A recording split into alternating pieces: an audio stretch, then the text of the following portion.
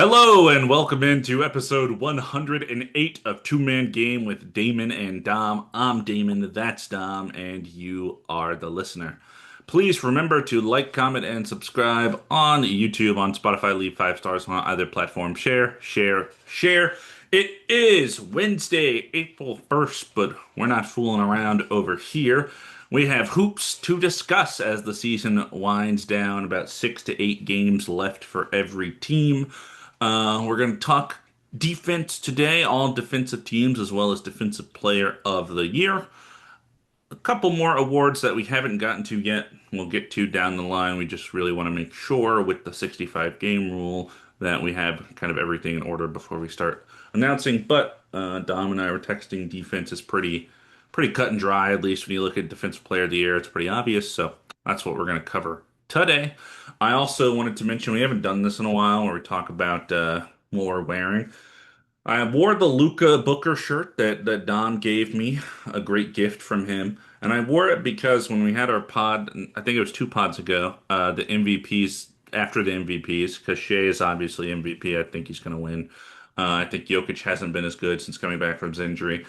And then after that, we had 3 more guys. I did not have Luca, and that was a mistake. He's been awesome. He's been really good. I was clouded by the complaining to the refs and the lack of defense, but the offense has been so good. The playmaking has been so good. So had to make it up by wearing the Luca shirt today. Um, for what it's worth, I didn't have Wemby either, and he should probably be there. But I know that you don't love that. Oh, yeah, Yeah, well, Cade. it was. Yeah, anyways, we're not getting into that. Say Sorry. say Cade collapsed his lung, and Anthony Edwards and the Wolves have been kind of struggling. So those are the other 2 guys I had. I feel like Luka and Wemby would now be in there over them, and then my goat Jalen Brown would still be in there. Um, Aside from all that, before we get into news and defensive players and March Madness and all of that stuff, Dom, how are, well, I know how you are. Yeah. Hey, great question. But let's why don't you lie to the viewers for us? No, no. Here's the thing, guy. Everyone who's listening, I will be okay. There we go. I will be okay. No, no, no. Everything's good. Band is great. Having a great time, like seeing friends and going to shows, and I have Coachella next weekend, so that's going to be super fun. I'm looking forward to that. I'm going to be home in Texas for a bachelor party. Shout out Saul. Gonna see you, hang out with you as well when I'm there, Yeah, we'll and see. I'm gonna be like it's like 2.5 days, so we got to make the time somehow, some way. We haven't hooped in a Um, long time. I know I haven't hooped in a bit either. It was too hot, and now it's actually cooled down. So Mm, let's go hoop right now. Let's go hoop right now. I feel like okay. hooping. Sounds good. No, but besides like some recent things, like it's been great. I'm okay. I will be okay. It's all good. Damon, how are you doing? I know how are you doing, but how are you doing? Brother, it's been tough. It's that stretch of the year where I'm just kind of dragging along as an educator, trying to get to summertime, as a basketball fan, trying to get to the playoffs. Um, yeah, you know what I will say? I'll mention this. When I was 9 years old, I played I played a game called Mega Man Star Force on my Nintendo DS. And it's basically kind of like a Pokemon game, but a Mega Man game. And I was talking the other day to a friend about it, and then I looked it up because I was like, I haven't thought about this in a while. And they were releasing like a 20-year anniversary collector's edition like 2 days after I was talking about it. So I bought it and have been playing that a little bit, and it's a little nice nostalgic trip. That's awesome. How did they like remaster it too and everything? So it, like I looks mean, it, nicer. it looks like a DS game, but I got it on the computer, so I don't have to play it anywhere else. That's good. Um, Yeah. that's fun. I'm glad. Little things like that are really nice when you're able to just kind of like enjoy things and like a little bit of nostalgia is good. A little bit's always still good. Yes, sir. Yes, yes, yes. I remembered some news. So I was just found some news that I'll get into a little bit later. But let's get into some pre NBA stuff real quick.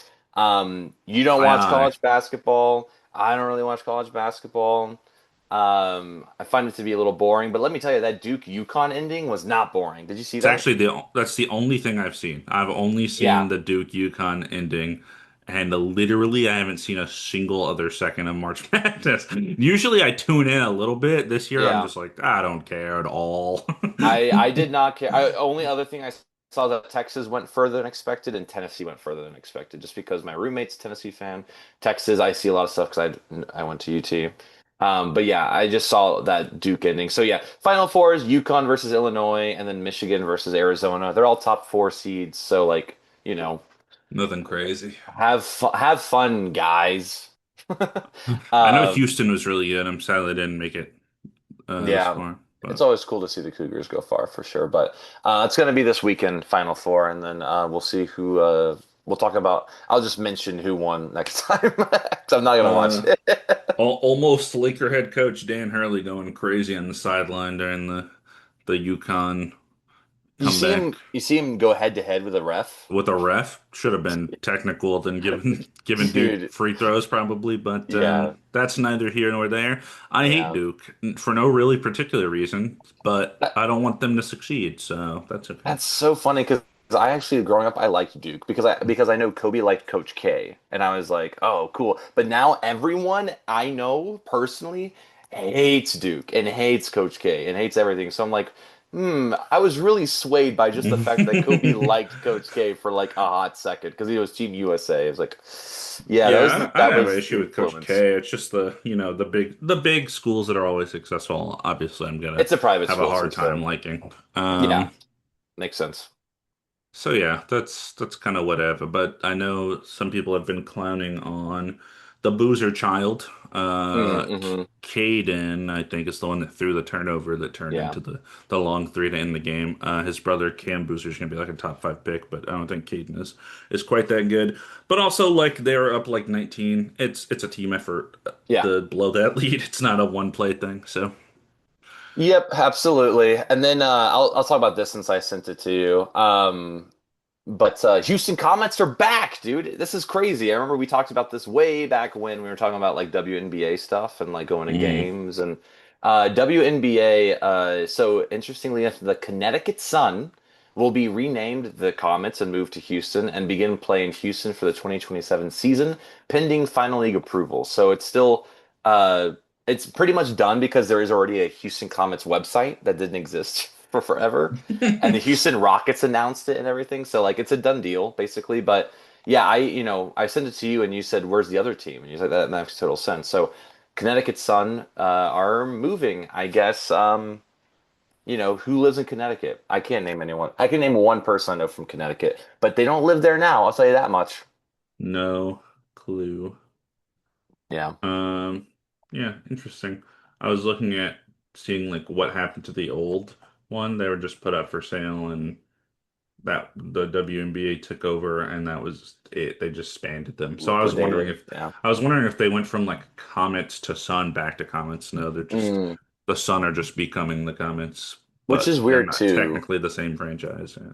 It's Right. like Yeah. it's like in the NBA when the Seattle comes back. It's like technically the Thunder have the Seattle franchise history. How do you can you just get that back? You say actually this is our franchise. I don't Um, know. It's weird because they're like that's a team still, whereas like the Comets the Comet aren't. are gone. Yeah. Yeah, but I hope so. If it's Seattle anything with Supersonics, it's gonna suck. Yeah, what if they're like the Seattle Glaciers or some dumb team name? That'd be horrid. I would refuse to talk about them. I would just be like, "What team?" Okay, I will talk Um, about them. You got me. Anyways. April Fools, April Fools.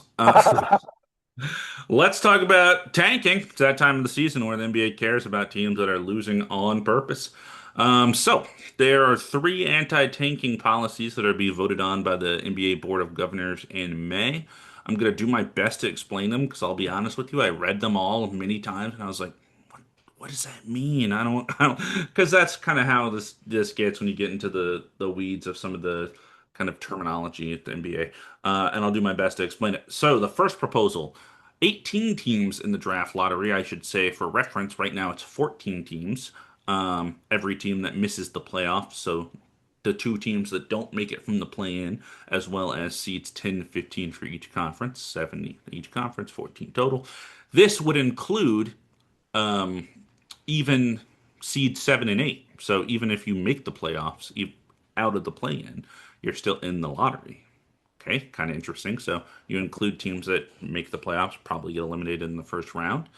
Flatten the odds with the bottom 10 teams having an 8% chance. So that's picks 1 to 10 all have an 8% chance to get the number one overall pick. Right now, it is 14% for the top three, or the bottom three, rather. And then it kind of goes from there. It lowers and lowers and lowers. With the remaining 20% would be distributed in decreasing order from 11 through 18. So I don't know the math on that exactly, but if the top, or the bottom, I should say, bottom 10 teams all have an 8% chance, then team 11 has a 6% chance, and then team 12 has a 4.2, and then it's broken up like that. um so that's one thought. Mhm. Okay, the second one, it gets more complicated each time, so that's fun. 22 teams using 2-year records. So these are teams, obviously all the teams that missed the playoffs, the 7 and 8 seed that I included originally, and 4 teams that exit in the first round. So this is basically everyone that doesn't make it to the second round of the playoffs. So this is adding seed 7 and 8, and it's adding whatever other 2 seeds get eliminated. So technically, you could be the first seed and get eliminated by the 8 seed, and you're in the lottery. So technically, that could happen. Lottery teams would have to reach a minimum floor win in each season. I think the one that was proposed was like 15 or 20 or something like that. If a team falls short of the floor, it gets slotted to meet the floor. So that means, you cannot lose so much that you're way below everyone else. You just get brought up to the same level. So if a team has 12 wins, another team has 20 wins, 20 wins is the minimum, they'll have the same amount of odds in that lottery, if that makes sense. And then top four drawn as part of the lottery. Don't even know what that means. Couldn't tell you. I tried to interpret it. No, I have no fucking idea. Yeah, I was like, Um, wait, what? I thought this was all the water. Okay. yeah, so basically it's just there are 22 teams instead of 14, With a and it's 2-year 2-year record. records. Yeah, Mhm. that's the idea. And then you can't lose so much that you're just number one by default. There's a win Yeah. floor. So that's kind of interesting. Um, The third proposal that I'll try to explain: 18 teams in a 5 by 5 lottery, meaning the bottom 5 teams all have equal odds for the top pick. Um, and then, so kind of like the top three have right now. And then a lottery for picks 1 to 5. The bottom 5 teams have a floor at 10, meaning they can't go lower than that, but they fall out of the top 5 and they have a whole separate drawing. It's just a disaster. It's just a bunch of drawings in a row, basically. It's like we Yeah. do a drawing for number one. Okay, you fell out. Now we do a drawing for the next. It's like just drawing after drawing after drawing. The third one I truly don't understand. I would need someone to sit down and really lay it out for me. But Yeah. it's it's a nightmare. So, are there any of these that you like more than the current system? Are there any of these that maybe you don't like the whole thing, but you would just take an aspect from? Yeah, my favorite thing that I when we talked about our tanking thing, I like the use of using 2-year records. I like that a Okay. lot. So just if like a team's a first seed one year and win the championship, but then like their best players out for a year, they just tank. Like I really dislike that that has happened and teams get rewarded for that. Hmm. Even though it is, it is a lottery, but it's just like it has worked out that way in years past. I like that.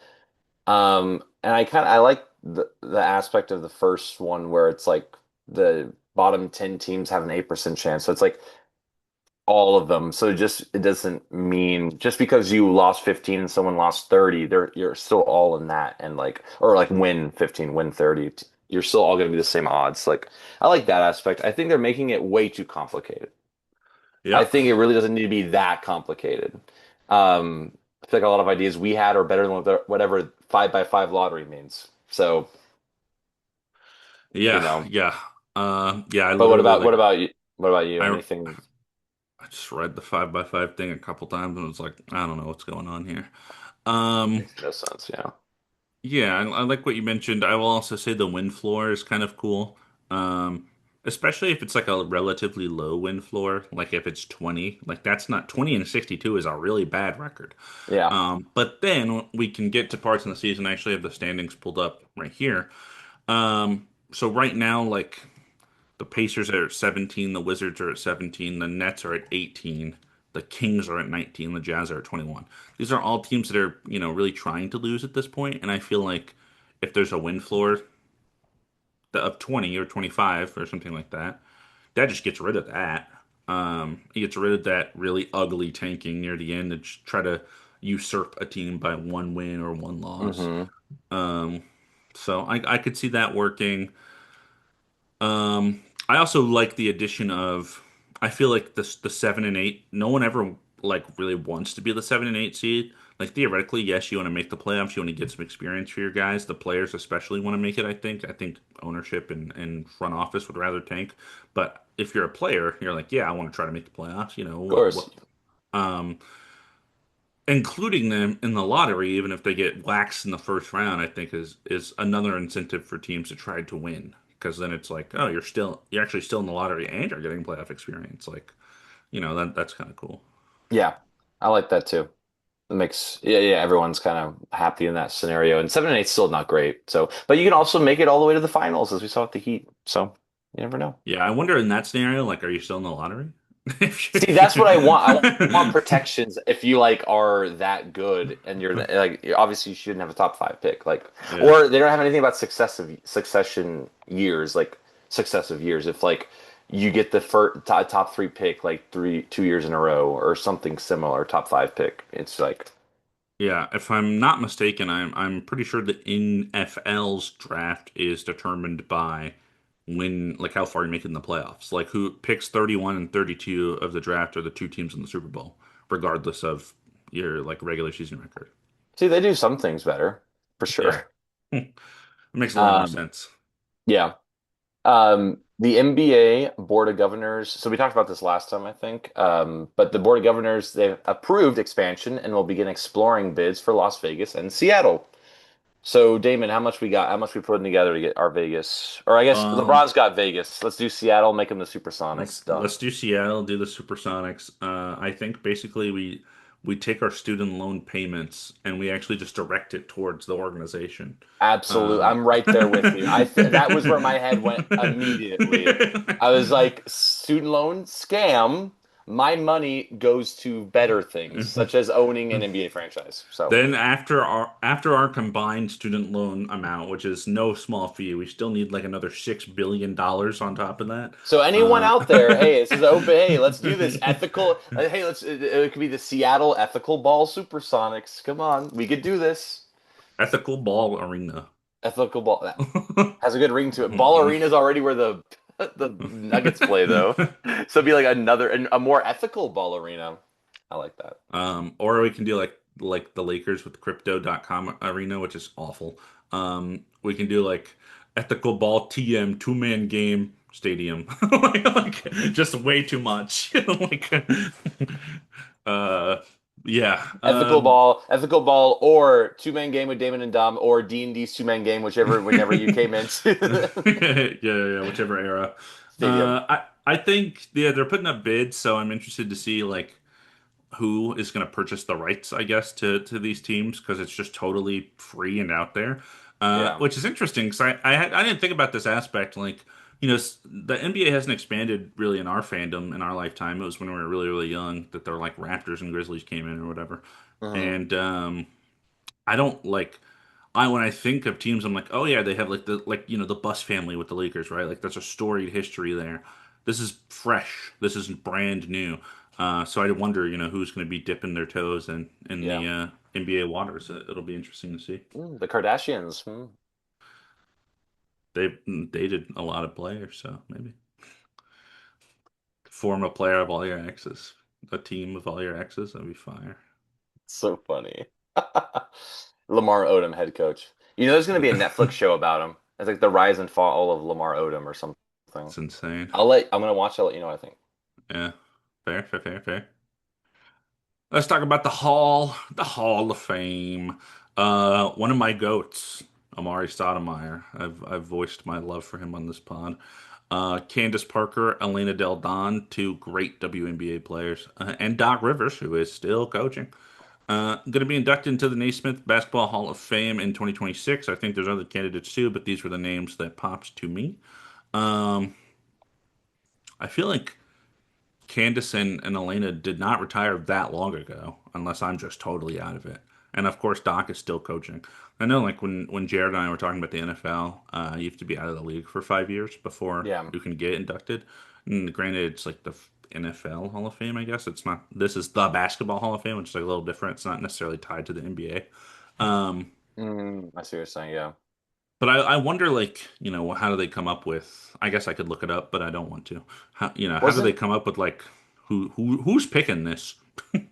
Yeah, Go well, ahead. wasn't Billy Donovan inducted last year? Wasn't that like a weird Yeah, thing? Because it's like I think he's so because of still a his head coach. his Florida Gator championships for in college basketball before he ever Yeah, came to the NBA. yes, it's just interesting. I mean, these names obviously are all legends in their own right. Amari Stoudemire, super happy for him.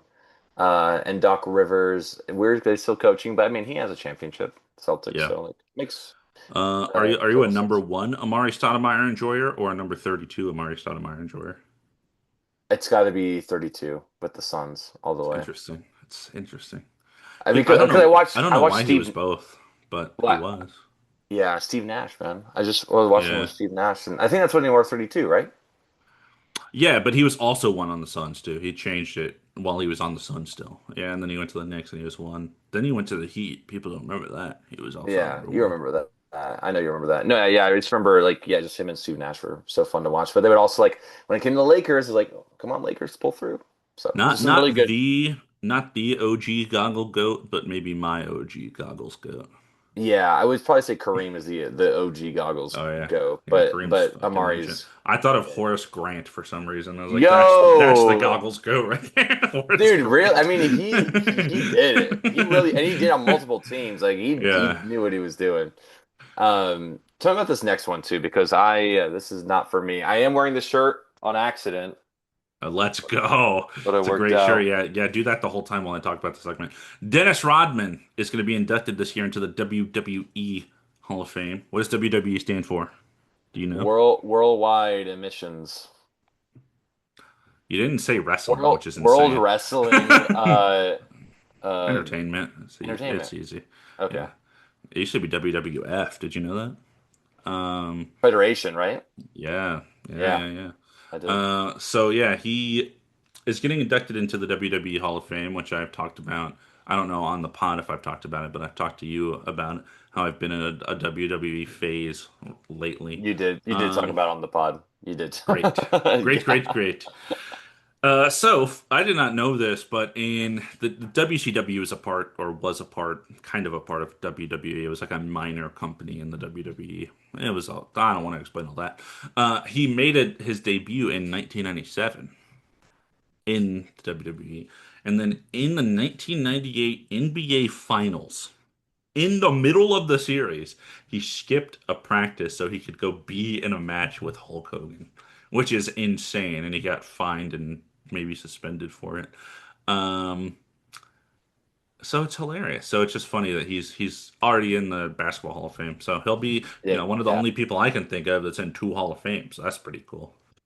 Yeah, I can't think of multiple for sure. And I remember watching The Last Dance, and they talk about it in The Last Dance when he leaves Yeah. to go. And I was like, this is insane. I'm going to God. the WWE for a day. I'll be back. I'm doing it.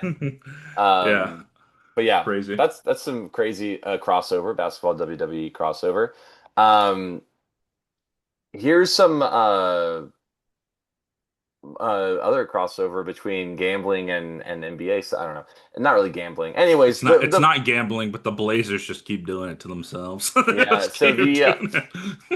they just not catching a break. The Blazers have been fined $100,000 for illegal contact with Young Hansen prior to the 2025 NBA draft. Assistant GMs Mike Schmitz and Sergey Olivi, Oliva, Oliva Good have night. been suspended for an extended period of time. Okay, so I'm guessing they talked with It's them basically just before. tampering. Yeah. Uh, I guess This just came out today, so I'm not sure exactly what the circumstances are. Apparently, they were like very forthcoming with the info when the NBA was investigating them. Um, here's my thing on this. I bet every other team was doing it with like most other draft picks, probably. Yeah, So I don't know. I mean, I know it's weird for Young because he was like way over. Like he wasn't in a European league. He was in I believe Chinese basketball league, which is like a little less. Like it's not as easily accessible as a Turkish league or a Euro league or something like that. So I feel like maybe they were over there scouting before they're like obviously you have to scout, but I guess they talked to him, which is crossing the line. I don't know obviously the details, but I my guess would be that somebody leaked a text or something, like some sort of yeah. proof that linked them, and it was like okay now we have to punish you. But yeah, I'm sure teams do this all the time. Absolutely. I mean, it's so interesting. How do you not talk to people that you might draft? I know it gets weird when you're like, You do oh, in if we like the draft you, combine and the pre-event there's draft like the workout and formal stuff. times. Yeah, it's just the Yeah. weird, like, yeah, it's crazy how, like, of course, every team, there's no way you can avoid that, I feel like, you know? Yeah, I don't know if it was like because I know like also when they picked him, it was like kind of a reach. People said I don't know if it was like he didn't even think about the NBA, and they went over there and like you should come to the NBA, we'll draft you. Like maybe it was something like that. Who Yeah, it knows? could be. I'm sure more will come out about it. So they don't have assistant GMs, they don't have a coach, they don't have anything going on over there. But they Still haven't will heard make, anything about that, by the way. Chauncey Billups, they fucking put him in those sunken place. I haven't he's seen just hanging out like, him. Just so Blazers currently fighting for, I mean, they could make it to the seventh seed if the Suns fall off. So they will be in the play-in. But yeah, the play-ins are locked both conferences, which is we kind of already knew. yeah, Speaking of a team locked out of the play-in, let's talk about the Bucks. Because we kind of talked about this last time, but I wanted to elaborate a little bit on it. I didn't even write a full note. yeah, So the Bucks said that Giannis is going to miss an extended period of time with like three separate minor injuries that I mentioned last time: foot, ankle, knee, calf, something like that. And then a report came out that they were just going to shut him down for the season. Giannis came out and said, "Hey, if I want to play, I want to play, and you can't stop me from playing if I'm healthy." And then the National Basketball Player Association released a statement talking about player participation policy, and if he's healthy, he needs to play. If he wants to play, he should be allowed to play. You can't hold him out from playing, etc. So here's my mind of this. My analysis: A, the Bucks. They want Giannis to be healthy. Why? Well, they probably want him healthy for next season, or they want him healthy to trade him in the offseason. And he's had so many knick-knack injuries this year. They're already out of the play-in, confirmed already. They're the 11 seed, and they can't make it to the 10 seed. So what's the point of playing him and risking re-injury? And the NBPA is like, hey, if a player is healthy, they got to play. That's how basketball works. That's the ethical way. And Giannis is kind of the same mind. If I'm healthy, I want to play. I want to go out there. There are fans paying for seats. I think he said something like that. Fine. I also think, and this has kind of been talked about among media people, that Giannis could use this among some other stuff he said in the past as kind of like leverage to get out of the Bucks organization without looking like the bad guy. Because when you can point at them and say they didn't let me play, you look better.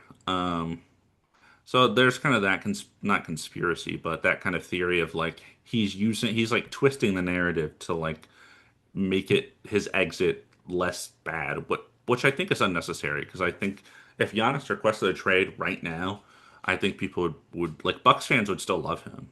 Like yeah, when the Blazers traded Damian Lillard, it wasn't like, oh, we hate Damian Lillard now. It was like, oh yeah, we suck. This makes sense. I think that's kind of where the Bucks are, and I think you won a championship for them already. People are okay if you have to move on if that's what you want to do. I think people would rather actually you just say that than this little like cat and mouse game between player and organization that's been happening all season, and happened in previous seasons too, when he's kind of like saying, "Hey, I might want to leave because we're not that good," and then they make a big move. Miles Turner thing didn't work. the Damian Lillard dead cap still on the books, there's not a lot of opportunity for this team to go elsewhere unless they trade Giannis and try to recoup some assets back for teams that have their picks, like the Mhm. Hawks, for example. So that is kind of the update I wanted to talk about that. What do you got for me? Feedback. Oh, feedback. I mean, yeah, I think that the um I love that Giannis uh, I think he would want to play. He strikes me as the kind of guy that wouldn't say something if he didn't mean it. Um so I like that he is vocal about, hey, like I know they are shutting me down because I am injured right now, but I do want to come back if I can. I really respect that as an NBA fan because, like I said, like the seats, like there are kids out there that are and parents paying money just so they can see Giannis and like he's healthy but doesn't play. That sucks. So I respect that a lot. I do think that if it comes to it, he will use that as leverage because that also he is the kind of guy to do that. Mhm. But I think it's also important to know, like you said, that Milwaukee will always love him, Bucks will always, Bucks fans will love him, and everyone's got to do what's best for them. And I hope Giannis does whatever he thinks is right. Like if he just wants to be a Bucks lifer, then just be a Bucks lifer. I'm really sick of this. Like it will he, won't he every Mhm. season. So like Mhm. I hope this is the last off season of us like, will he be moved or not? Yeah.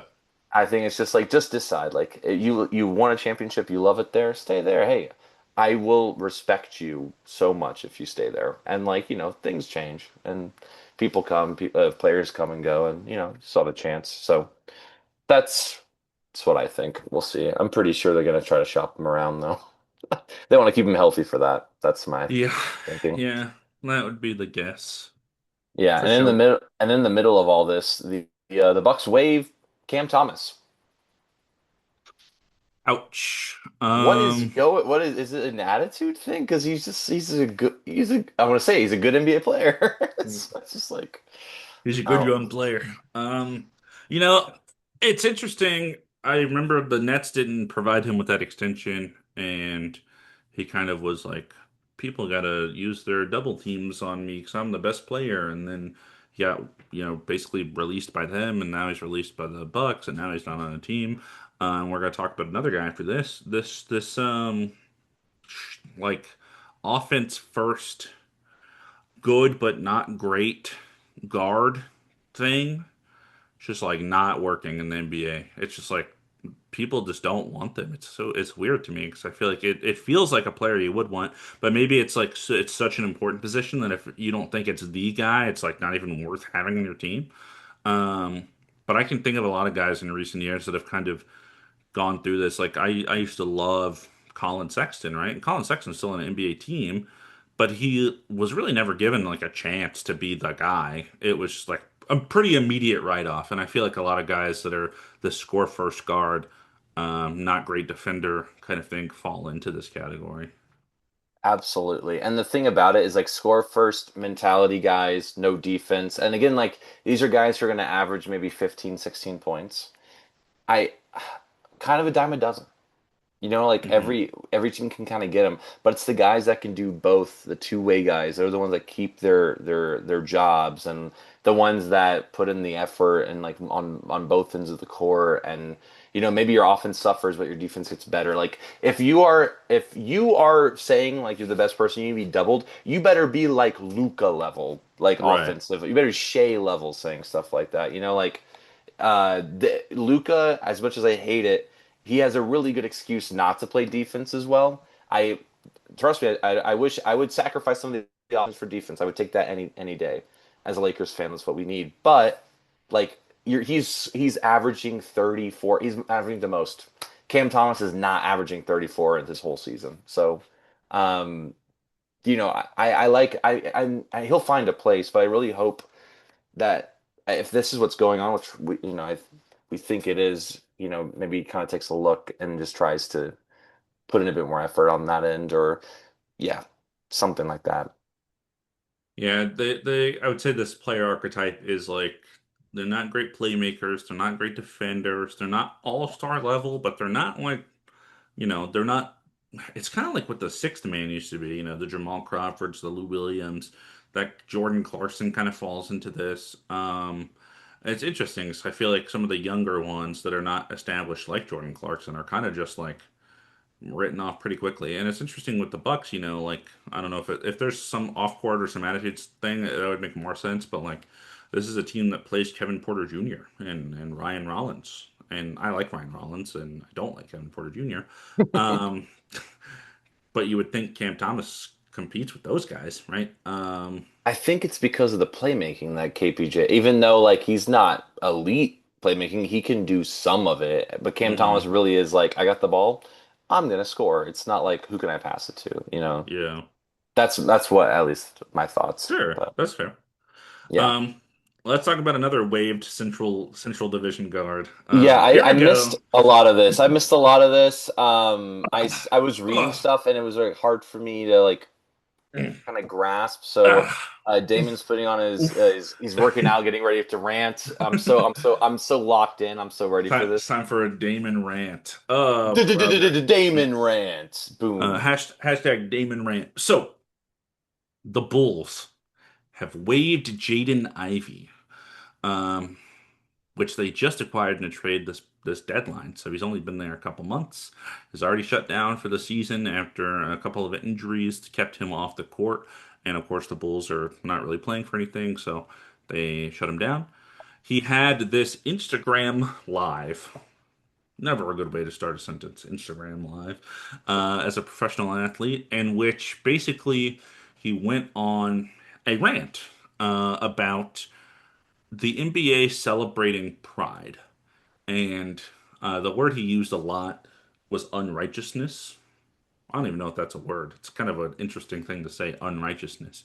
But basically, he thinks that the NBA is wrong for celebrating Pride Month because he recently, from my understanding, this was not always a thing. In the past couple of years, maybe even the past year, past 6 months, I believe he found God, found Christianity, what have you, and has been obviously very into it. And Pride, I guess, directly kind of goes against the Christian beliefs, right? That's kind of the general baseline topic of it. So he goes on this Instagram live rant, and then he gets, I think, at first it's just like whatever. It's kind of like a slap on the wrist kind of thing. But then he keeps doing it and keeps doing it, and eventually gets waived. And they said it was conduct detrimental to the team, which is basically file it in the miscellaneous category. Um, and I tried to look into it a lot, and I watched some of the lives and read some of people's takeaways and stuff. Um, there's a lot that goes into it. I think, there's a lot of aspects. I've talked about this, but this is just me as Damon, a random person. I'm not an NBA athlete representing a brand and a team. So that's why it's different. When you're representing something, your employer, you have to kind of talk about it in a certain way. Like I don't go to work when I educate students and tell them my political beliefs because that's just not what you do. So I feel like this kind of applies in this scenario. But me, Damon, just normal guy talking on our podcast that really only our friends listen to, so I can kind of just speak freely, I guess. Um, the problem is not that Jaden Ivey is Christian, because I got a lot like looking at a lot of comments on posts and stuff. A lot of I would assume also Christian people were very upset that he's getting blamed for being Christian, or he's not allowed to be Christian or express his freedom of religion, First Amendment, that sort of thing. That wasn't the problem. The problem was not that he was Christian. Okay, the problem was that he was attacking a community of people that exist in the world. LGBTQ people exist. It's the truth. They're there, and NBA has a night to commemorate them. Why do they have an LGBTQ Pride Night? Because it is a group that has been discriminated against in the past. That's why there's a Black History Month. That's why there's a Women's History Month. These are groups of people that have faced discrimination over the course of history. That's just the truth. So when you attack those people, that's a problem. It's not like they're forcing it upon you. They're not saying you must also, be a member of the community. You're not allowed to be Christian, right? That's the disconnect that I'm seeing a lot with people's reactions, at least on social media, and my understanding of it. It's not the issue is not that he's Christian and expressing his Christian beliefs. The issue is that he has a problem with other people being who they are. Like if there was a Christian night, for example, I don't think people would be like, "I can't believe there's a Christian night." Maybe they would, but you know that's no one's gonna attack Jaden Ivey for being Christian. And then I've talked about this in the past. I feel like one of my least favorite things about sports is how when they talk to athletes about their accomplishments and stuff, the first thing they do is, "I want to thank God for this." I say that's an issue for me personally. That's because I'm not a very religious person, and I want people to credit themselves and their families and their support systems more than God, I guess. But like Christianity is all over sports. There are literally HBCUs that we celebrate, historic Black Christian universities that we make a big deal out of because it is a big deal and it's really cool and it's awesome. So it's not like being Christian is a problem, and no one's saying it's a problem. It's when you're forcing those beliefs upon other people that it becomes the issue, and he that's kind of just what he kept doing. And his teammates and coaches and other people have said like, hope he gets the help that he needs. He responded to that with like, I don't need help. I'm not crazy. Blah blah blah. So it was kind of just this back and forth where he's found this new kind of belief system. He's really strong on it, really stern on it, and he is unhappy with the fact that the NBA is celebrating something that contradicts those beliefs. That's kind of the thing. Um, I'm no Christian. Have you heard of love thy neighbor? That seems applicable here, you know.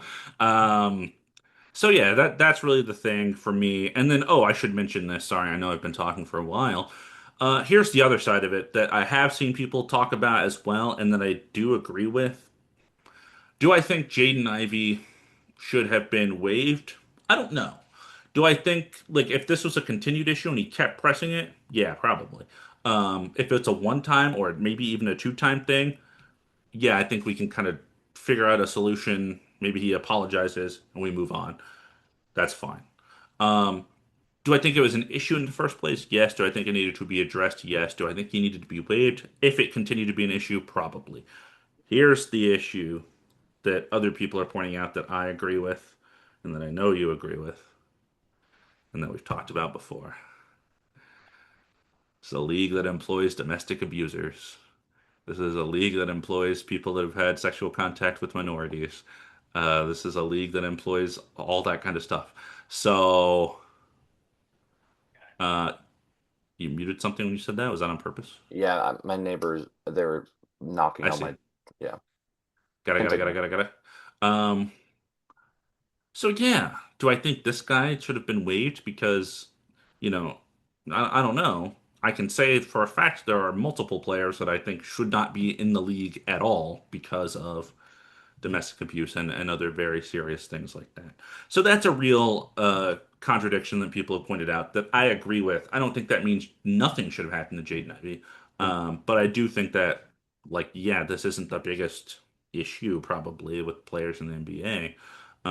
For sure. And I think, somebody also pointed out, and I don't know if I agree with this or not, because like Kevin Porter Jr. is one of those domestic abusers.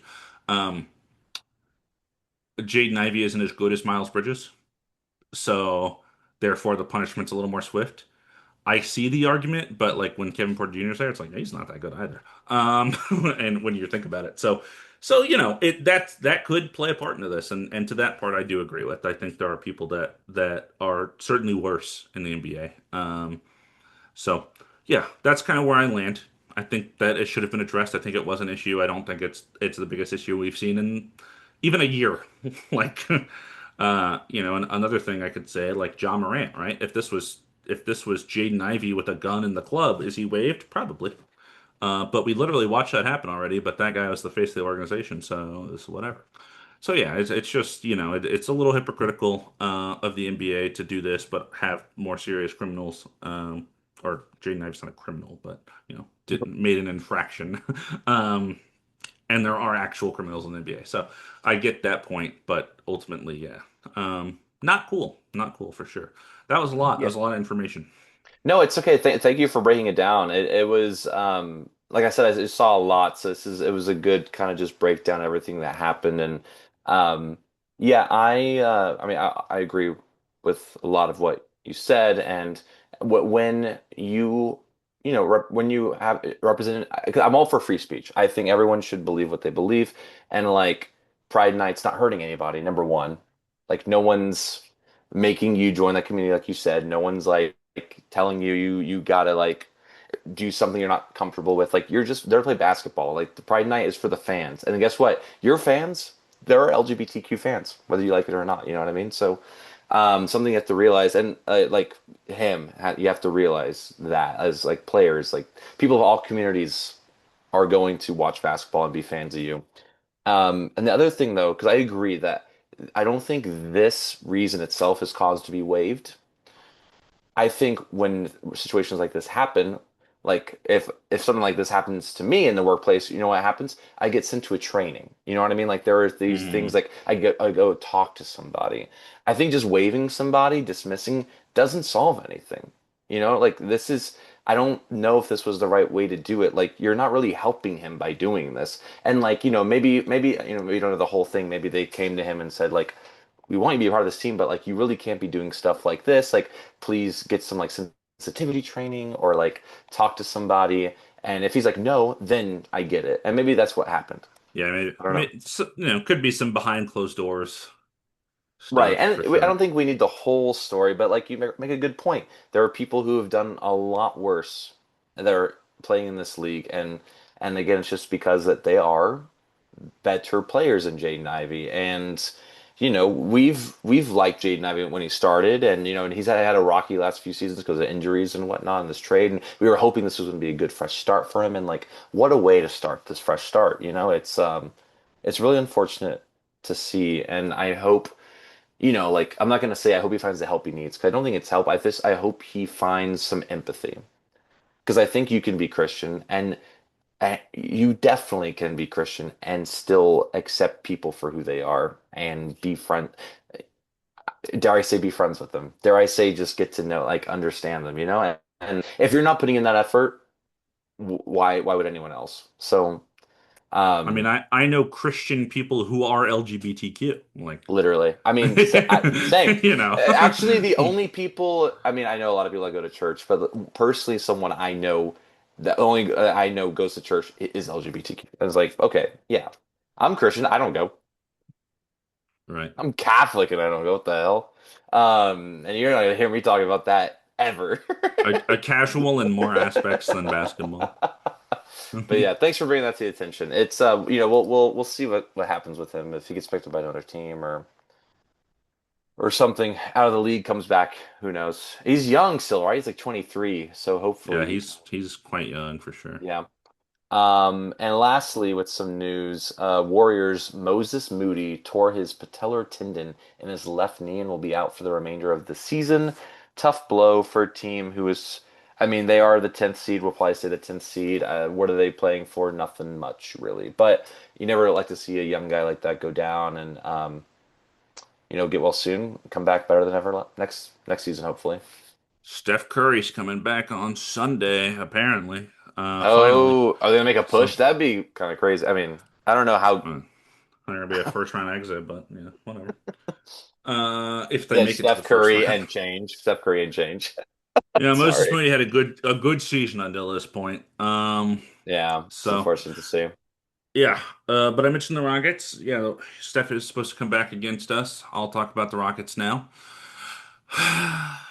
Um, 46 and 29, sixth in the West. It's probably where we're gonna land.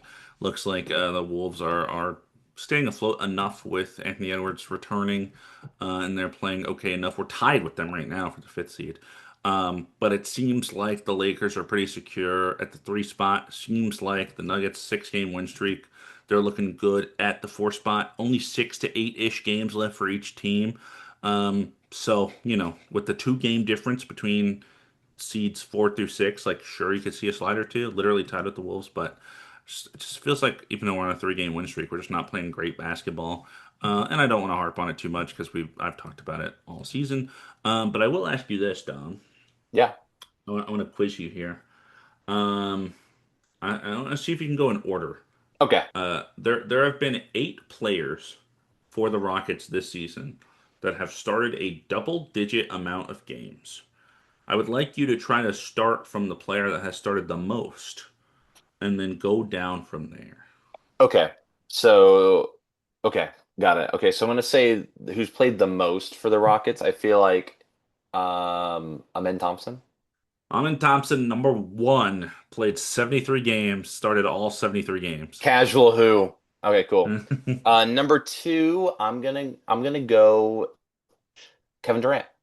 Kevin Durant is number 2, All 72 right. games. Very cool, very cool. Is this oh yeah, this is this who started, correct? Started. Started. Yeah. Okay, Jabari Smith Jr., number three. Number 3, 71 games. So Let's go. those have been the Nice. big 3 for sure. So there's a big 4, I guess.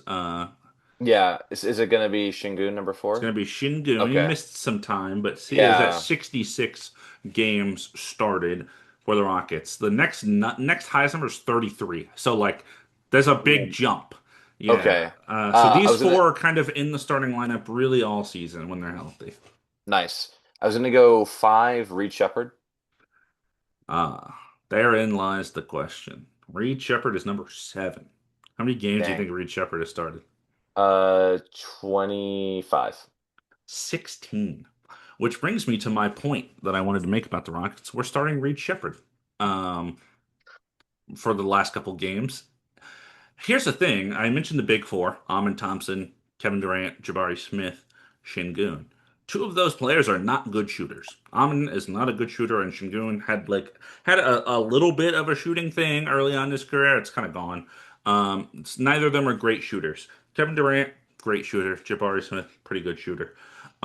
So with 2 non-shooters, you probably want to start another shooter in 2026 in the NBA. You want at least 3. Most teams have 4. You want at least 3, but no, we weren't starting Reed Shepard.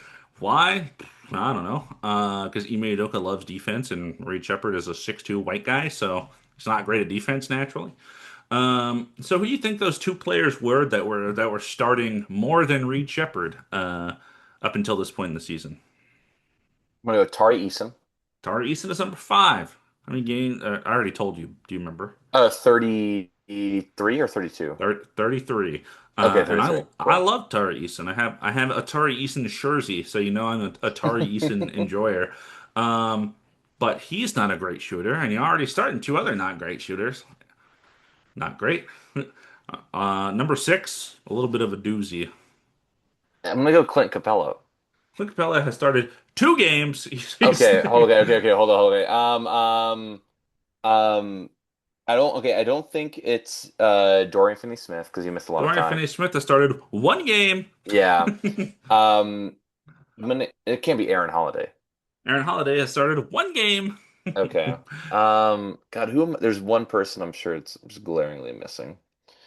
The 2 double-digit guys you're missing, number 6, number 8. One of them is injured for the rest of the season. Has been for a while. Steven Adams. Oh, I didn't Steven even Adams I was like, is I'm not even number. gonna guess. He's number 8. He Okay, only okay. he only started 11 games. So you're missing number 6. You started 29 games, mostly early on in the season for us. Off-season acquisition, Jeez, oh my God. headband, bald, used to have dreads. Okogie? A Kogi, What? He started? 29 games. So we were starting Josh Okogie and Tari Eason, 2 guys that really just can't shoot, with Ahmed Thompson and Shingun, who can't shoot. But don't worry, 70 games into the season, we figured out that maybe we should play another guy that can shoot the ball. Um, and he's looking real good lately, starting. So Yeah, that's really that's the only rough. good thing for the Rockets. But with our like bottom 10 offense, we finally figured out maybe we should play more than 2 shooters. Yeah, Josh Okogie was just I watched a little bit. I watched this is I'm sorry I have to bring it up, but I did watch Uh, the end. I did watch the end of the Timberwolves Rockets game. I was at an yep. open mic, so it was the end. It was the whole game, and I was like, oh, Rockets got this. And then hmm like fourth quarter, so I go to OT. I was like, oh. And then OT, I just watched, and I was like, "What is happening right now?" I'm so sorry. And I saw Josh Okogie out there. I was like, "What is happening right now?" Season series 1-1. We play again on April 10th. That could be a huge game. That's gonna be a good game. That's gonna be a really good game, and I'm gonna be at Coachella. Damn. Uh, Yeah, we're gonna have to figure out when to do the rest of the awards and also talk about the playoffs sometime after Coachella before you come to Texas. I don't know. it's literally that is a 12-hour period, and I will be. It's like in the morning. Maybe we'll just I, do it in Texas. Maybe I we'll was just gonna do it say, I here. feel like that's maybe the Maybe best that's the bet. move. We'll All talk. right, We'll talk. sweet. Cheese. We'll see. Tell Let's me talk about the about your Los Angeles Lakers. our Los Angeles Lakers. 50 game. We made it to 50 wins. 50 wins, 26 losses. 50 game 50 winning games. streak. No, Let's no, go. sorry. We were 0 and 26, but now we're 50 game. No, it's a 50 game season, and the reason why I brought this up because I read this. JJ Redick is the first Lakers coach to achieve this a back-to-back 50 game win season since Phil Jackson. Pretty Mm. cool. Um, and Phil Jackson, legendary. I'm gonna give credit to Luca a lot, but hey, still legendary. Phil had Kobe. JJ has Luca, but we're third in the Mm. West. Seemed like we're pretty locked in there. We beat the Magic thanks to a Luke Kennard game-winning three. I don't know if you saw that, but it was Nope. pretty crazy. It was, yeah, inbound pass under the hoop, and Marcus Smart basically they ran the play, and then two defenders went with LeBron, left Luke Kennard wide open to the three. Marcus Smart just passed it out of bounds straight to him, grabbed it, shot it, made it. Game. It was pretty crazy. It was, God, the and Magic also suck. recent acquisition. So cool for him to see like everyone just like grab him and pick him up and like game winner and stuff like that. So Shades of Matt Ryan. because of the Remember, Falcons. remember Matt Ryan? No, the shooter. Remember the Matt Ryan, the shooter Oh, who oh was my on God, the the Lakers? guy the guy who DoorDash, literally Yeah. DoorDash. Oh my God. I do. Matt Ryan is a Falcons quarterback though, right? He was a Falcons quarterback. He actually Okay. just got hired to be their team president. So That's okay. That's why I know the name. So we were on a 9 game winning streak, but it was snapped. I put the wrong thing here. 9 game winning streak was snapped by the Pistons over. There was a lot of controversial referee calls. But regardless of all that, Danish Jenkins looked really great for Detroit. He basically got like their game winning shot. He got them to lead, and then we just couldn't convert. And that was the game. But he looked Cade really good. who? Yeah, who needs collapse lung Cunningham? That's what I'm sorry. That's Thanks for saying get Danis, well because soon. last time I was so sure it was Denise. It's definitely Danis. I thought it was Denise. I've been saying because everyone. I swear when he started playing, everyone was saying Denise, but Yeah, now I feel like everyone's saying everyone just Danis. Yeah, yeah, yeah, no one knew it. yeah. But now we all know it. We beat the Pacers and Nets pretty handily. We also defeated the Wizards and Cavaliers handily recently. Yesterday with Cavaliers, I didn't expect that. That was pretty. It was a pretty cool win to see. A lot of like fun, like kind of Showtime stuff happening. Luka dunking, which he never does. Like Luka uh, Doncic. Luka Doncic. Doncic. And then you put this note here. Luka was suspended for a game after getting a 16th technical foul. Why is it important? Why is it important? Because originally he got a technical and was suspended, and they fought it, and then it was reverted by the league. This was a different game entirely, and then he got the 16th tech here, and then did get the suspension against the Wizards when a game you still won. It's important because now it doesn't happen in the playoffs. Now it's done before the playoffs. You can't get a 16th technical foul in game five of a series and get suspended for game six. That's Maybe why it's important. do you do it on purpose? And it was against the Wizards too. I think it was at the game before the Wizards, so he was suspended for the Wizards game. Yeah, so I mean, Um, pretty good game to be suspended for, am I yeah, right? yeah, for sure. So that's why I just wanted to make a mention of that, like avoided a potential catastrophe there, because I think this has happened a couple times in the past where people got their 16th tech in the playoffs. Like I think Draymond's done it before. Draymond. I was gonna say Um, Draymond was the name I remember, yeah. so yeah, so getting it out the way before the playoffs is good. Yes. But now it's weird because I'm like, oh, now he just won't be punished at all. Like I feel like now it should just be every time you get a technical after your 16th, you just get suspended a game. That would make Every, I sense to think I me. think every time you complain to the refs, you should get suspended. Okay, hold on. Oh, I'm trying to get a championship this year, bro. I'm trying to go to the Western Championship, LeBron Western and Conference. Luca ejected in the first 5 minutes of every game. It's just Austin Reeves like, Uh, geez. All right, Jake LaRavia, let's do this. All right, Jake and Luke Kennard, we got this. Luca Nard. Luca Nard, who needs? We got a Luca. He's a Nard. He's on the bench. I'm sorry. Hey man, let's talk about these defensive teams. Before we get into like all defense and DPOY, Yep. I wanted to say that I unfortunately wasn't able to do like as much research as I wanted to because of news that we're not going to get into right now. Again, I will be okay.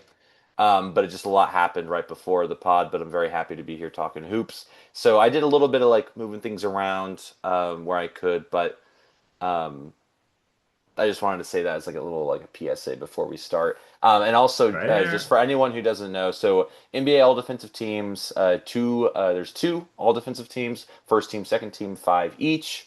And it kind of like in the first team, basically if you're all defense first team, you are the DPOY, Defensive Player of the Year. And then it kind of goes down that way. So whoever's second, third, is kind of what you would think the voting is to be, just as a so everyone is on the same page. Yep. Yeah, so for these, we do have to adhere to the old 65 game rule, which basically you have to play at least 15 minutes in 63 games and at least 10 minutes in two other games for 65 games, something like that. Maybe it's 20 minutes in the 63 games and 15 in two others. I don't remember. It doesn't matter. You have to play in 65 games to qualify. There's not really anyone that comes to mind that's missing from my list based on injuries alone. Um, Yeah, I don't think so either. I didn't double like check, but you'll it's let me like know. I don't know if Walker Kessler didn't get hurt in the first game of the season, would he be an elite defender? Maybe, but last year Wimby, there's some other names in years past. Um, so we're gonna talk defense and two teams. All NBA has three teams. Why does one have three and one have two? I don't know. These used to be positional. It used to be guard, forward, center. So only two centers could make all defensive teams, which was insane because center is like the most important defensive position in basketball. So now it's just positionless and it's a wild west. Let's start with our DPOYs, which would be your top three, basically, right? Oh, you want to go that way? Or is that not what you want to do? Let's do that because that's so much easier for me to explain. Yeah, I like that. I like that. And then we I just get would. to the rest. Yeah, could you? I would actually for this time for our segment this time. Could you go first each time? I think that would benefit. I think we Show. would. Yeah. You want me to go like we're not like I just go one, then you go one, then I go Yeah. two, and you go Yeah, two. like That's what we you. usually snake, but I feel Yeah. like just because I honestly I just I So, would yeah, I feel like that will make it a yeah. bit So more. for this award, there's really one player in the S tier, right? And then there's like one player that I could manage to get into the A tier. And then after that, it just doesn't fucking matter. It's like just eight random guys, basically. So that's how my all defensive teams But work. all really good defensively, but just like Yeah. not as good, It's basically. like there's like 15 guys, and I was just like, I'll just pick some of those Yeah. guys based on their team defense and some Yeah. individual stats that I had a blast looking up. My stats are as of 2 days ago, or Okay. maybe one day ago. By the time this releases, maybe it's 3 days ago. Who knows?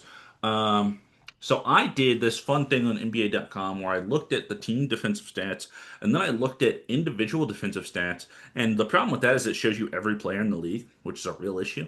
And then I sorted it by 60 games played at least, which really helped. And then I kind of analyzed it from there. So my number one player, my defensive player of the year, it may be unanimous this year. It's going to be Victor Wembanyama, who it was going to be last year prior to going out with his blood clot that sidelined him for the rest of the season. Let me give you the stats. The Spurs, Dom, do you know what their defensive rating is in terms of position in the league, like best, second best, third best, etc. Believe they're second or third. Third best defensive rating. When I looked this up, it was 110.1. Pretty Insane. good. Really good. He he is tied for the best individual defensive rating in the NBA If the Spurs defensive rating is 110.1, and that's the third best team defensive rating, what do you think Wemby's best in the NBA individual defensive player rating is? Um, it's gonna be like a full point game. It's gonna be it's gonna be like a 110-esque school. It's not gonna be like 16, like plus 16 or something. That's different, right? Yeah, it's different. Yeah, yeah, Yeah, yeah. yeah, yeah. Okay. I want to say it's like a 105. 102.9. Okay. So yeah, it's pretty crazy. A pretty crazy defensive rating.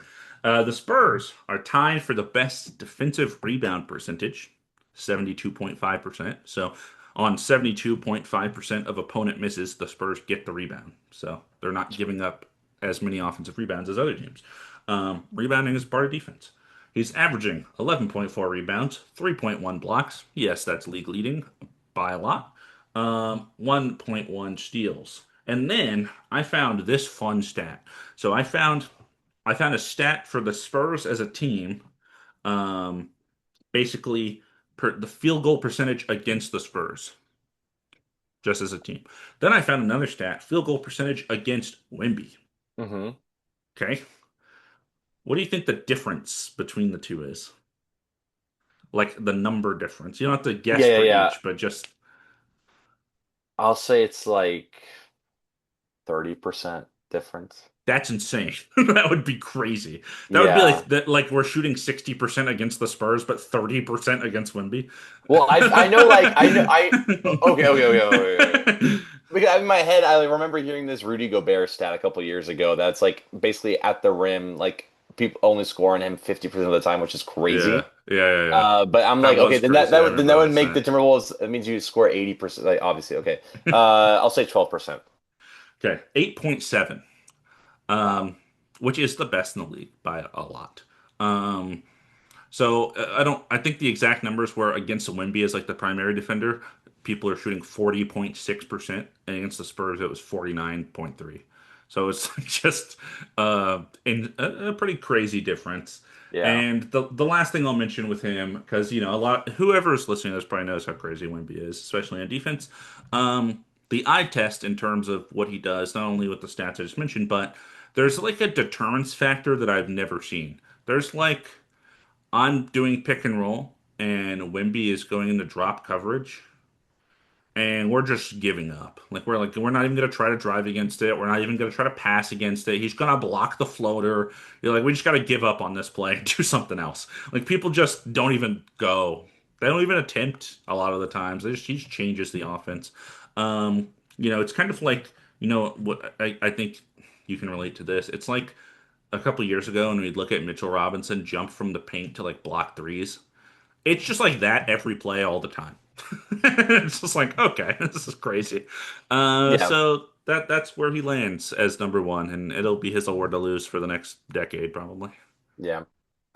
First, I agree everything you said. I have Wemby as my number one as well. I think this year he totally deserves it. He's played. He will have played enough games and everything. He's a runaway favorite. The only thing I want to say is that you're talking about how like teams have to change their offense whenever if he's down the paint. Totally agree. That's a crazy thing that one defender will do that for your team. I wish people talked more about how people are able to score on him. Everyone Hmm. just loves talking about Wimby this, Wimby that, Wimby this. Like, oh, look at that. Like, whenever anyone makes a shot, they're like, oh, Wimby like almost had it. But like, what about the guy who made it? Like, can we give some Yeah, yeah, credit? yeah.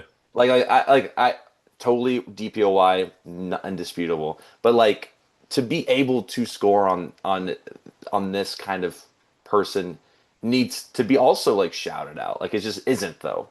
And I think it's because people are just obsessed with this, and I get it. I You do. just mean like while you're watching the games, Yeah, like watching the like the games and stuff, and commentary and stuff like after that. and stuff. Sure. Like they're just like Wimby, like it was crazy. It's like okay, yeah, but like there's one time, like one instance I can think of, like Tyrese Maxey like went down in the hoop, Wimby went straight up, and like Tyrese shot it like 10 feet up in the air, and it came down and made it. And they're like, wow, Wimby almost had it, and it was 10 feet. It's like why don't we talk about the fact that Tyrese Maxey made it? Right, right. Like, come on, guy. Like, so that's all I wanted to say. But of course, DPOY. It's crazy for sure.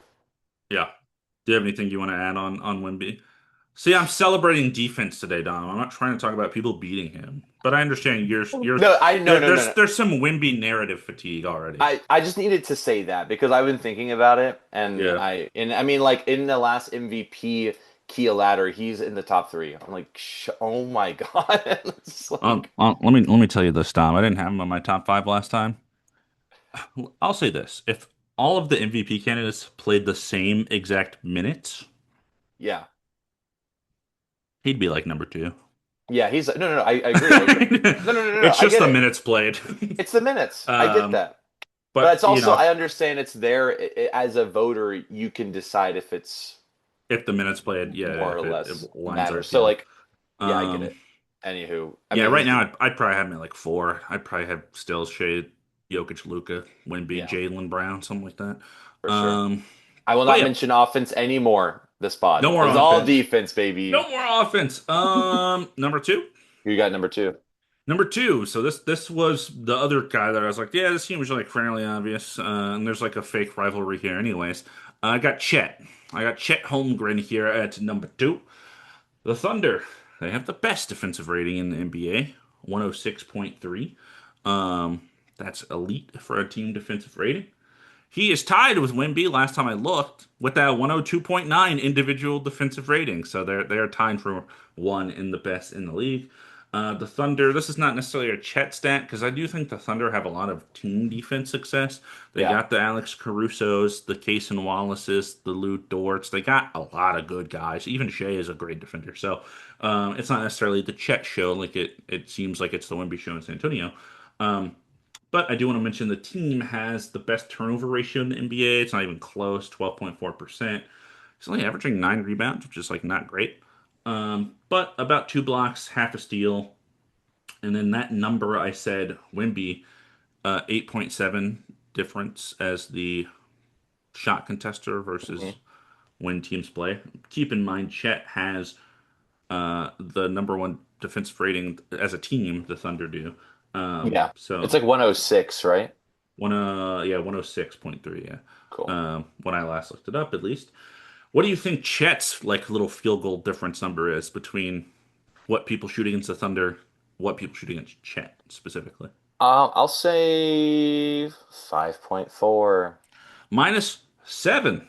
So third best in the Oh, league. Yeah. wow. He's That's really okay. Wow. Wow. That's I don't know. I thought it was gonna be a little bit of a jump, but that's pretty yeah. close. Yeah, he's pretty good. Number two, I don't remember who it was, some random person. It was like Ron Holland or something insane. I was Hmm. like, I was like, what the heck?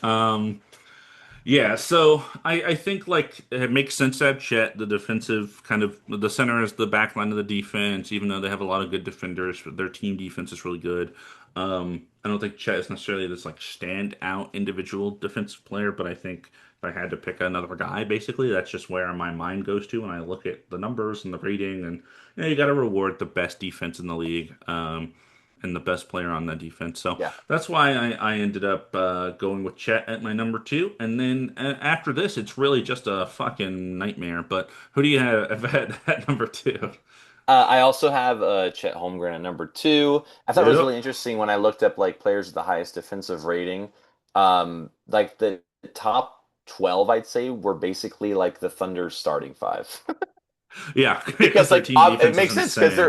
their team difference team defense, yes, is like that is the best in the league, and altogether, of course, it makes sense that altogether that is their um yeah. So I have Chet to be the representative of the best defense for sure um on the Thunder. Yeah. Yeah. Okay, last player we'll talk about super in depth because they're on the DPOY ballot. Okay. I mean, we might have a different. We probably do have a different number three because really after those two, it's like I don't Yeah, know. I'll throw mine out there. I know you. I was like, yeah, I'll throw it out there. I don't really have too much again to back it up, but like I think he's a amazing defensive player, still very young on a team who has a really good defensive rating, and he has a good defensive rating, and he's a big reason because of it. I have a Sar Thompson. I thought that's what you Um, were gonna say. Yeah. yeah. So, definitely not as tall as these guys I mentioned before, Chet and Wemby, but he is. I think a big reason he's the guy, the assignment on the best player of the team on the other side. So big reason why the Pistons, Cade's kind of got the offense, Asar and Jalen Duren's doing his thing, and we got other people on the Pistons playing defense, but it's Asar really holding it down. So I got him at number three. Yeah, no, it's a good pick. Asar will definitely appear on my list, not at number three, but he will appear on my defensive teams for show. But it doesn't really matter who's at number three because at the end of the day, it's going to be Wemby's award. Um, you know who I had at number three? Legacy DPOY, Rudy Gobert. Wow. Rudy, Okay. bring him Rudy. back. He was like number 12 last year in the ballot. I don't even think the year before he even qualified, and then the year before he was Defensive Player of the Year. Um, so the Wolves, they have the fifth best defensive rating in the NBA. So they are top five defense, 111.9.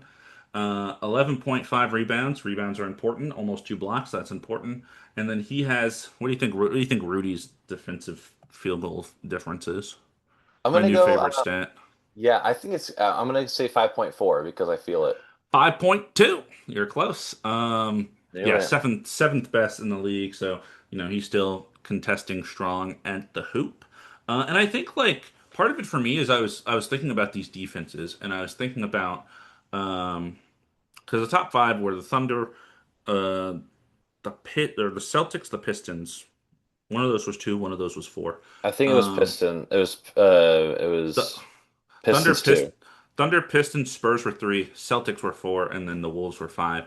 I think a lot of those are team oriented aside from Wimby, and then I think the Wolves are kind of like the same thing as the Spurs in terms of like it's really Rudy. It's a lot of Rudy. Like Ann is a good defender, and Jaden McDaniels is a good defender. Right now, he's out, I think.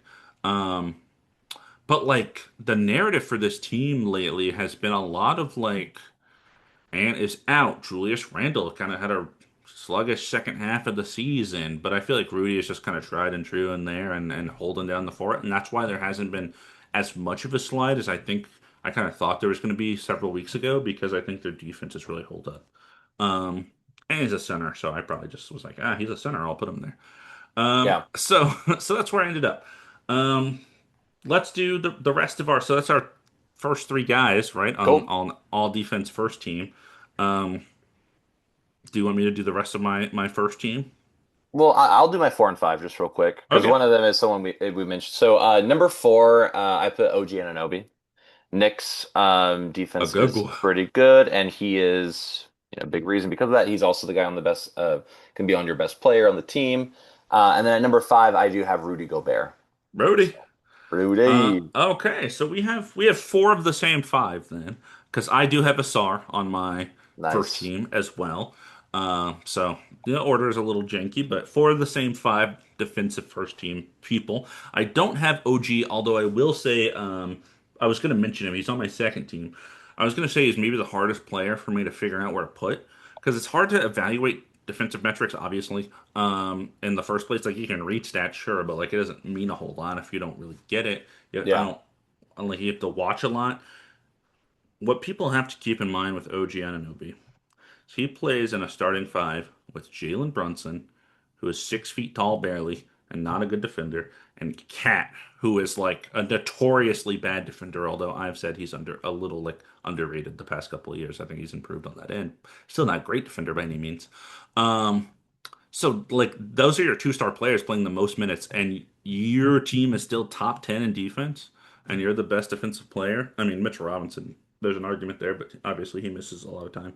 Um, so that's why OG for me was hard because I was like, man, the Knicks defense is really good. That's weird. Like that's odd to me that their defense is good. It just doesn't feel like a team whose defense would be good. And I think when you watch them, he is the man. Yeah. For that reason. So yeah, I was gonna say he was hard to rank for me, but my last player went to that last top five slot, the Celtics, number four defense, I believe. Derek White. Oh yeah, Derek White had to get love from me because there's no reason the Celtics should even be this good, and their defense is this good, and everything. Their front court is Maya and Chris Boucher and Luca Garza and just random guys, and they're like the fourth best defense in the NBA because they have some really good defense at the guard position, and Derek White is obviously the biggest contributor in that. So that was my last first team slot. So Wimby, Chet, Rudy, Derek White, Asar for me. Nice. Nice. It's funny you say Derek White. It's funny you say him. He's my number six. He is Yeah, the yeah. first on the second team for sure. Yeah, again, like I'm looking at these numbers. We got Keita has a really high defensive rating. Hugo Gonzalez. I'm like, what is happening? What is happening right now? This is not what the numbers should say at all. Right. But Derek White, I mean, tried and true, and yeah, got a lot of that defense and how he plays. So Yeah. definitely number six. Who do you got? Uh, I have so here's how I did my second team. I went, let me look at the sixth, seventh, eighth, and ninth best defensive ratings in the NBA because I really don't want to think that hard about it. And if I can immediately think of like a really good defensive player based on when I watch basketball, that player will go on my list.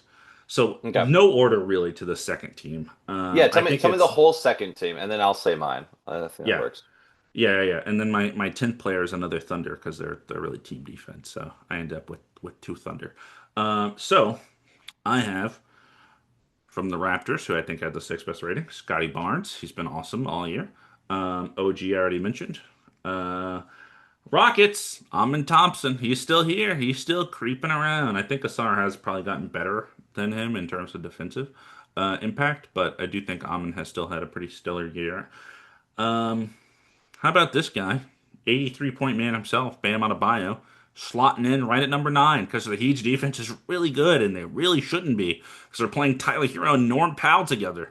Yet their defense is good because Bam has been really good this season on that side of the floor. And then my second Thunder representative, there's a lot of guys you can choose from.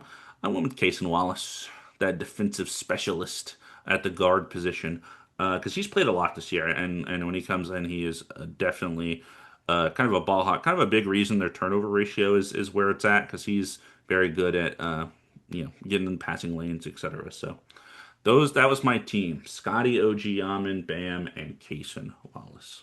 All right, nice. Yeah, so I already mentioned Derek White, Yep. and then I went Scotty Barnes. I was surprised about Yeah. how good the Raptors' defensive rating was. I was like, it's got to be Scotty for sure. Yeah. No, Um, he's been great all season. yeah, the Raptors, man, the Raptors and Sixers are fighting right now for six and seven. I'm very curious to see how that ends up. Hmm. So and then eight, I have a Thunder player, different than yours though. I did put Lou Dort. I Yeah. just feel like he's just been there, tried and true, amazing defense every time. So I looked at my ballot last year and I had Lou Dort as the DPOY. I mean, yeah. I, I'm sure I had him up there too, honestly. Love Lou Dort, and then I have Amin Thompson as well. He's been Yeah. like you said. I feel like Asar's got the defense, but what Asar can't do offense, like Amin's got. So there's a bit of balance there, but great defense from him. Lou Dort and Zubac in my top two last year. Crazy. Oh my God, I love that. And then number 10, first time I was like, I was looking at the numbers. I was like, you know what? I'll throw it in there since, I was like, we're just about to start. Let's do it. Ron Holland, welcome to the welcome to the team, man. All Another defense. Detroit rep. Yeah, Yeah, I yeah. was like, hey man, surprisingly the I first seed, I thought defensive about ratings. having another Detroit representative, and I think if you do, I think the answer has to be a guy that comes off the bench. Isaiah Stewart. He's like almost a DPOY consideration. He's not on either of our lists, but he's so Yeah. good. He just comes off the bench, so it's hard because he just doesn't play as much as these guys.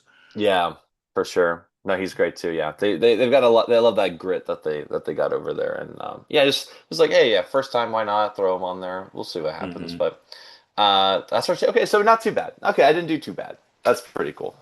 Good to see. I don't think you did bad at all. So wait, you had Derek White, Scotty, Ahmed, Lou Lou, and and Ron then Ron Holland. Holland at the Yeah, got it.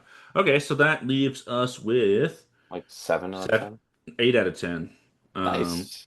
I had I had Bam and Kaysen. You had Lou and Ron, Ronald. Ronald Holland the second. Yeah, I'm good Ronald. with that. You know who we didn't mention in this conversation at all? Who? Dyson Daniels. Yeah, because Uh, you see the Hawks defensive ratings. Nah, not a good defensive team this year. Yeah. And I wanted he's just not doing an insane historical thing like he was last year. Yeah, I wanted to see because I watched Lakers basketball. I did want to put Marcus Smart because the tenacity he plays with is pretty crazy. But that is we are not good enough for that 20th ranked defense. 20th ranked defense. Let's Marcus go. Smart, welcome to the team. Hey, remember Evan Mobley? Remember when he was like gonna be a defensive player there? He was last year, wasn't he? Last year he was on my second team. Um, But he maybe he had the won. goal. He He has the might have golden. actually won last year. I I don't know. think he won. I think he. It's because Wimby wasn't. I don't think Czech qualified either or something. So it It's was Evan because they didn't respect Zubac like they should have. or Dort. Come on. I remember my second team last year was kind of nuts. I had Dyson Daniels and Jaren I, Jackson Jr. on my first team. you know who we didn't. I was thinking of Tumani Kamara, but he's Kamara, just yeah. yeah. But yeah, I think he missed some time too. But anyways, we did. Hey man, we did it. Feel pretty good And I about and that. I'm still here. I'm still okay. I'm You're still still okay. here. Like I said, still here. So I don't think we'll talk about MVP again. I think it'll be Shea. I think we can kind of write that one off. Crazy. Um, so next time we'll talk about rookies, rookie teams, rookie of the year. We will talk about all NBA teams, which Yeah. MVP is basically just all NBA first team. That's not necessarily how you have to vote it, but for me, that's what it is. Yeah. We'll talk about most improved six man, coach of the year. Maybe we'll talk about clutch player of the year. The more and more we talk about that award, whenever we talk about it, I'm like, well, this really doesn't matter at all. Yeah. Yeah, who knows? But that's the podcast. That's the program today. It's the whole shebang. We did it. We made it. Yeah, shebang is just spelled she-bang. It looks weird. No, but you say it shebang. Yeah, but when you look at the word spelled out, it just looks Or you like. just make it the E and A, and then it's two A's, and then See, it's that would not be as weird. cooler. Yeah, I totally think so too. All right, Damon, take the shot. You're gonna sink this. Let Yukon player, whatever his name is. whoever that guy was, uh, Money. money, money in the bank. Dan Hurley, stop kissing that ref. Hey, stop it.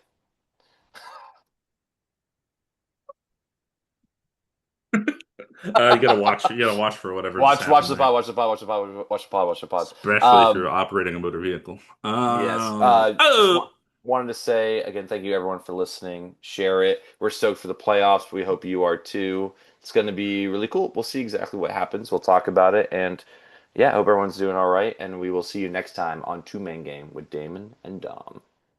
bucket.